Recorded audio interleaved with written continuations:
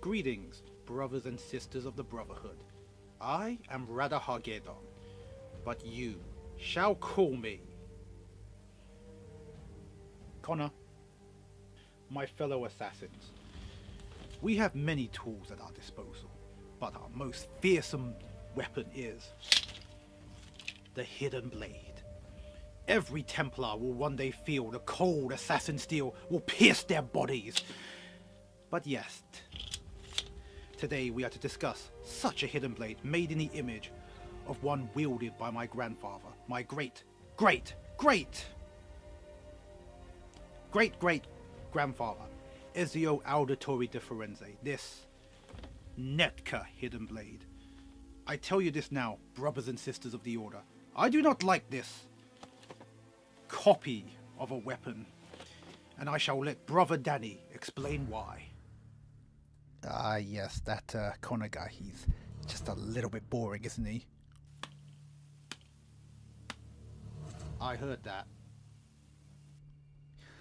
Well, anyway, okay, today we're going to talk about this Neca hidden blade, and, well, right, let's get the good stuff out of the way before we get to the negatives, and there's quite a lot of negatives, but first and foremost, yeah, you get the box, which is actually a really, really nice box. I mean, you can just, as a piece of merch, you put it up on the shelf, it looks pretty nice. You've got your mates around, they pop around, they say, "Whoa, you're an Assassin's Creed fan? Cool!" And yeah, that's definitely a plus point. And yeah, inside you get a little piece of plastic which you can kind of like use as like a ghetto stand, which again just adds to the sort of display factor.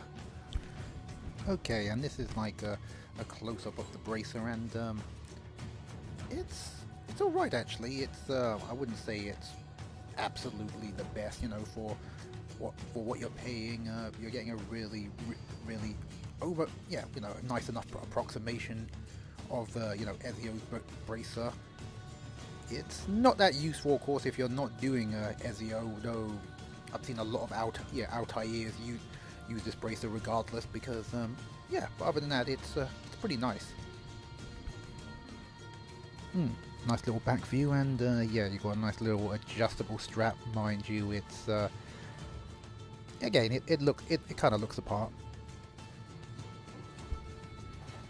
And now, probably one of the reasons why you cosplayers brought the actual blade itself.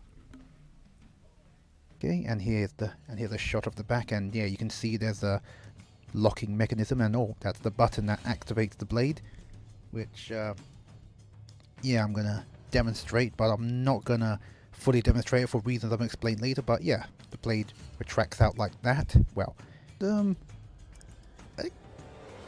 again, it's not. It isn't, again, for what you're paying. It is pretty nice. It is, again, a decent enough approximation, a nice little close up on the business end. So yeah, you've got nice little pseudo engravings and stuff.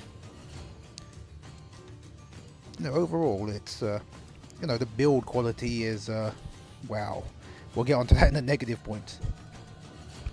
When combined all together, it does kind of feel nice. I mean, the bracer, as you can see, may be a little too small for some people's arms. In my case, it doesn't go all the way, and when it comes out, I gotta admit, when I got this on for the first time, I did feel like an assassin. I did feel like Ezio, etc., etc. Even though I was actually using it for Connor, and I didn't actually have any use for the bracers. But again, if you were just buying it for the blade, you can consider the bracer, as a plus, in case, further down the line, if you are going to be Ezio. Okay, now we get to the negatives. Now, one of the problems I have with this blade is I actually think the blade is just a little too small, because most of the pictures I've posed with it, it just more often comes across as, I've got a pocket knife, rather than, a really fearsome blade that can, pierce through somebody. Now, here's the other major negative about this blade. As you can see, whoops, yes, the build quality on, the actual spring portion, or the mechanism, is very, very poor, and they are prone to breaking. Now, sadly, these blades breaking seem to be the rule rather than the exception, and as you can see, this is like my second blade that I've already gone through, and I would like to believe that, my outfit is is moderately okay, and I get requests for like a moderate amount of numbers. So through just really just simple use, the braids just eventually break, and it's well, it's not really good, is it? And it is, it's just bloody dangerous because you can probably have somebody's eye out with it. If you are going to buy one of this, I'd probably recommend that you do not fully retract the blade on itself. You hold on to the blade and then you just pull it out like that, so that way you can greatly extend the life of this blade, as opposed to, well, again, poke out somebody's, have out somebody's eyes. Or if you do that, whoops, yep, it becomes a dart gun. Anyway, that's been my review of the Neca hidden blade, which if you can get it cheap, then yeah, buy it.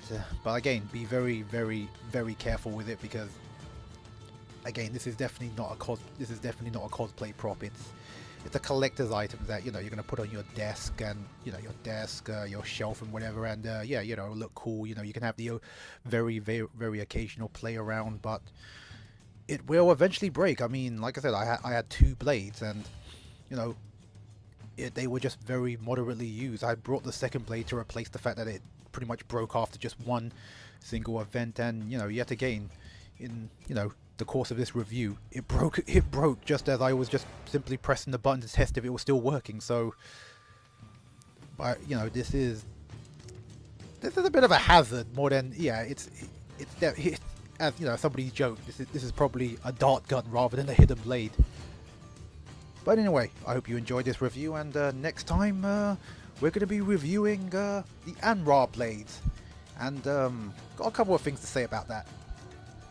Also, if you like what you see, remember to subscribe to this channel, because there's going to be more cosplay related content coming from me. Or could be obviously be hidden blade reviews and costume overviews, maybe a couple of tutorials, and some really odd stuff. Will it be good? I probably can't guarantee that, but anyway. And also remember to sign up to the Assassin's Cosplay Brotherhood. Anyway guys, I'll catch you guys later.